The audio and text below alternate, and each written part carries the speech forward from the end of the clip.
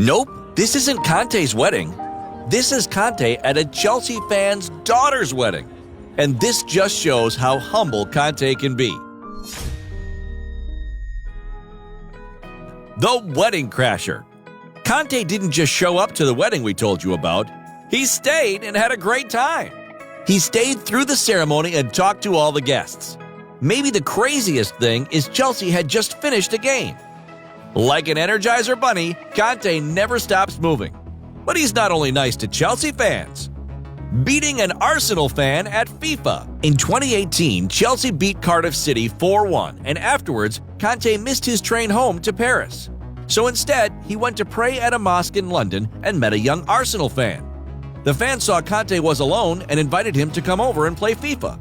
Now, most footballers would say no, but Kanté is not most footballers. He really appreciated the gesture.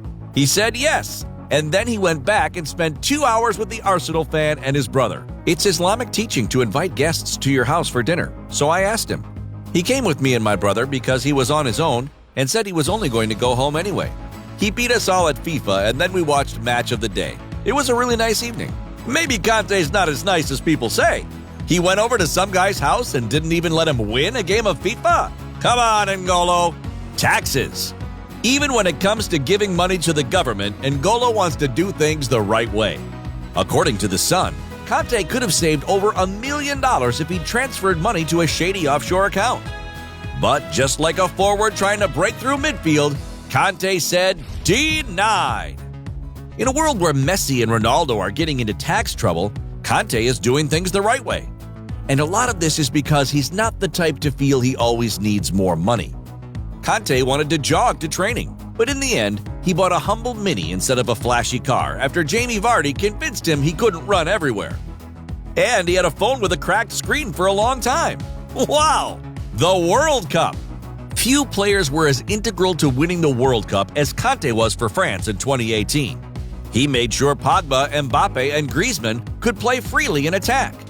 And when the final was over and the trophy was won, few players had more of a right than Kanté to raise the trophy. But he didn't at first, because he was too shy to ask. It was his teammate Zonzi who had to urge the other players to let Kanté take the trophy in his hands. It seems he just wanted his teammates to enjoy the trophy first. Kanté's modesty and humility is just a breath of fresh air. He is the exact opposite of a lot of players today who are really into money. But rather than trying to buy beautiful things, Kanté loves to make beautiful gestures. And that's why he is one of a kind.